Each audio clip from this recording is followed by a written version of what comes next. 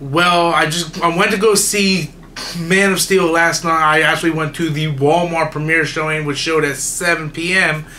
And from there, the movie ended at 9:30, and I went straight to work. So I didn't get a lot of sleep within the past 2 days. So bear with me with this review. I'm going to try to go over as much material as I can that I remember. Like I said, I've been up for a while, and you know, I haven't seen the movie since 7 o'clock yesterday. It's been, you know, several hours since then, so I might be a little hazy. This will be a spoiler heavy review. This will be spoiler heavy, so if you have not seen Man of Steel and you plan on seeing it and you don't want to be spoiled, I suggest you just pause this video, quit out, go watch the movie, come back, because I'm going to be covering a lot of stuff within this movie, and I don't want anybody to be like, oh, he spoiled that. Why did he do that? I gave you fair warning, okay? It's fair game now. Let me just fix this camera just a tad here.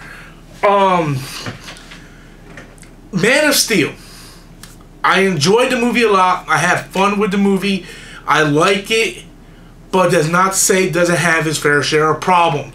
I'm reading on the internet, everybody's like, this is fucking amazing, and they're praising Christopher Nolan's dick, like Christopher Nolan actually had a say in this film. Christopher Nolan was the producer. He just had the name in the film. Okay, it was the writer from The Dark Knight and Zack Snyder that did all the work. Okay, Christopher Nolan was just the name to advertise, nonetheless. And everybody's all over Christopher Nolan's dick, like, oh, Nolan we trust, and Nolan we trust. Give us that great cum, that holy cum from Christopher Nolan's cock. Christopher Nolan is just the name to sell the fucking movie, people. Get off his fucking dick, okay? Get off his fucking dick. With that said, I enjoyed this film. I liked it a lot. I'm gonna see it again next Tuesday because, going to the 7 o'clock premiere, there was idiots behind me that had a commentary through the whole fucking movie, and there was like a half a dozen kids in front of me that all they did was just do the whole movie. So you're trying to watch this film, and you got little ass kids heads popping up in front of the fucking film. I wanted to, you stupid motherfucker, sit down. I looked at the fucking father. I'm like, motherfucker, control your damn kids before I do it. I actually kicked the fucking seat a couple of times trying to get him to stop. Nothing. But let's hit with this film. Enjoyed the film. One thing I enjoyed is this movie had action. This movie had fucking action. There was more action in the first 20 minutes of this movie than there was in all the other Superman movies combined. The action in this movie was fantastic. Visually, this movie was fantastic. The casting, the acting was fantastic. The score, although I still miss John Williams' score from the previous Superman, and wish they would have had this in, but I know they rebooted it and wanted to go to something new. The score for this film was fine. I enjoyed it. Still not John Williams, but it was good. The one thing that really stood out to me the most, that I enjoyed the most, was Lois Lane's character. In every other, whether it be the other Superman shows, the other movies, the cartoons, I hate Lois Lane. The bitch always gets in trouble. This one's a little different. Lois Lane's actually kind of a badass, and she actually shows off some of her badassness. And she's smart and intelligent, and I enjoyed that. And besides Lois Lane from Smallville, the TV series, I actually like this Lois Lane. It kind of reminds me of Lois Lane from the Superman Earth 1 books written by JMS, and I kind of enjoyed it. Now, with all the good that I said, well, let's get to some of the things that it's been weighing on my shoulders. I've been talking it with my friends. It was like, as much as I enjoyed this movie, right after the movie on the way to work, we're just, brainstorming in the car, and we're just tearing this movie apart. And the one thing that I totally think that I dislike about this movie, one thing I dislike about this movie is 2 hours and 20-minute runtime is way too long. There was a lot of scenes that could have been cut completely out, and there was other scenes that could have been cut like really, really short. One scene is Clark Kent goes to a church, and he's talking to this reverend like, yeah, they're after me, I'm the one they're after. It's like, you can cut that scene completely out. It doesn't really change the storyline either way, because it ain't like the priest went and snitched on him or anything. And it it felt kind of away. It's like out of nowhere he just shows up at this church and he's confessing to this priest that, oh, I'm this guy, I'm from this other planet. And like that could have been completely taken out, and you would never miss a beat from point A to point C. You could take out point B, and you would never miss a beat. That can be completely taken out. Another thing is the one fight scene where he's trying to destroy the machine that is terraforming a planet. He's fighting these giant tentacles.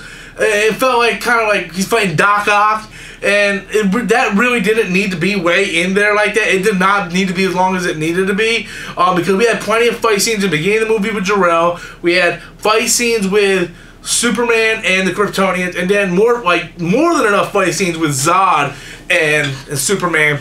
He didn't have to fight a ship. You know, he could have just flew through the shit. I mean, that's the way he did. He could have just like, bah, flew through the shit, and it would have been just fine. So I felt some of that stuff could have been cut out. And my biggest gripe through this whole film is they rushed a lot of key things. It's like they extended certain parts of the movie, like the church scene and so on, and key scenes, they kind of hurried it through. Like, he got in that Superman suit way too fucking quick. I think he was in that damn suit within the first 45 minutes of that movie. It's like, he shows up at this aircraft, he goes in, he's in the suit, and then another scene that should have been cut out, he comes out in the suit, and then he starts jumping to kind of test shit out, and then he falls, crash, and then he flies. You could cut that whole section out, have him come out and just fly away. And it would have cut at least 2-3 minutes of the movie. It wouldn't have ruined the flow of the film. I thought there was a lot of unnecessary things like that in this film. And, you know, personally, I would like to take that film and do my own personal cut to it. And I think it would flow better. I just think, you know, every movie doesn't have to be 2.5 hours. This easily could have been a hour and, you know, maybe 50-minute movie, and it would have been fine. You could have easily cut 35 minutes of this film, and it would have been a better film for that. Not saying the film is bad, it just would have made it a better film. It would have, you know, flow smoother. And every Superman comic, Smallville, the suit meant something. And Superman Earth 1, we see Clark, he kind of resents his fate. He doesn't want to be this savior. And, you know, finally when he gets invaded by this alien race that basically took out Krypton, he was forced to confront his fate, and he dons the suit and becomes Superman. In this one, he became Superman before Zod ever arrived on planet Earth. It just seems like they rushed it. I think it would have been better if, you know, he's kind of searching, you know, what's his purpose in life. Zod comes, shit goes to hell, he gets confronted by Zod, gets his ass whooped, then he dons the suit. It would have made more sense. There was no lead up to the suit. I was actually surprised. I actually was like, what? It was like, the motherfucker's in the suit already. It was like there was no lead up to the suit. And the one thing I don't understand is, you know, this ship, Jor-El said this ship that I guess is supposed to be the Fortress of Solitude was landed on Earth hundreds of thousands of years ago. Hundreds of fucking thousands of years ago. Okay? And Clark goes in it, and Jor-El pops up and everything, and it's almost like this is how Superman's gonna find out who he is, by this ship, by plugging this little thing and the fucking thing, and Jor-El's hologram shows up and he explains everything. What would happen if he sent him off to a planet that didn't have that fucking ship? You know what? Because he would never find out who he was. And then they pull out the Superman suit. It's like, what was the chances of that ship having that suit that crash landed 100,000 years ago? Now, my one friend said, well, I think they made it right there. Like, he had a machine that made that suit right there. And that's why I gotta go see this shit again. But, like, what was the chances of a ship that crash landed hundreds of thousands of years ago have the goddamn Superman suit that fit Clark? And like, what happened if that ship wasn't there? How would he communicate with Jor-El? His little ship can't do the shit. And you know, and sort of things like that. I just felt the action was great, the acting was great. The lead up to him being in the suit is what pisses me off the most. In Smallville, they always led up to him being in the suit, and it was finally epic when he did it. In Superman Earth 1, they kind of did the same thing. The original Superman movie in the 70s did the same thing. You know, Jonathan died. He went on this crusade through the Crystal Fortress of Solitude, donned the suit. It was epic when it happened. This movie didn't have any of that. And then after they did it, they went with this little comedy bit where he's bouncing around and crashing. It's like you kind of took the whole intensity out of it. You kind of took the whole. You ruined the mood. I mean, it was actually almost, for a lot of fans, it was almost a tearjerker moment where you finally see Superman in this thing, and they ruined it with this stupid comedy bit. Excuse me, the actor who plays Perry White, I don't know his name off the top of my head. I haven't wikied or whatever. He did a fantastic job as Perry White. It was actually good to see Perry White actually get into a good role and actually make his character count somewhat. I really enjoyed that. Like I said, all the actors did a great job. Zod, I was upset at the fact that he didn't say Neo, not even fucking once.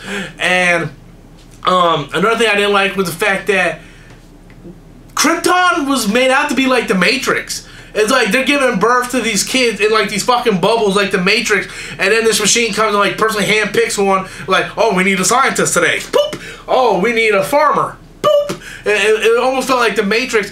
And then the fact that I think the Didact or whatever the fuck they call the thing was a fucking skull, and then Jor-El kind of put this in the whatever, okay? It's like, what the fuck you trying to go for? Like, they're overcomplicating Superman. Krypton blows up. They send boy to Earth. Earth gets, you know, the boy gets, you know, powers from the sun. Boy becomes hero. They overcomplicate some of these damn things. And the one thing they were supposed to do was lead up to the epic suit reveal. You know, lead up to him finally getting a suit, becoming Superman. And they were like, yeah, we're just going to throw this in the first 45 minutes of the movie. Yet we have this huge fight scene that lasted. Like, the whole end of the movie was just fight scene. You swear Michael Bay's directing this shit. There's fucking explosions here, there, everywhere. There's a lot of stuff here for fans of Superman. Pete Ross and Jonathan Kent is working in a garage that says Sullivan's truck and car or whatever. Like Chloe Sullivan, their family. Lana. I mean, there's just a lot of things there for fans. And I really enjoyed the movie, but I gotta go see this again and really analyze some of the stuff. I probably missed a lot of stuff with these little bastards, you know, bouncing here and there like fucking Gumby bears. We are the Gumby bears. Fuck you. Control your damn kids, people. If you can't control your kids, don't bring them to a theater.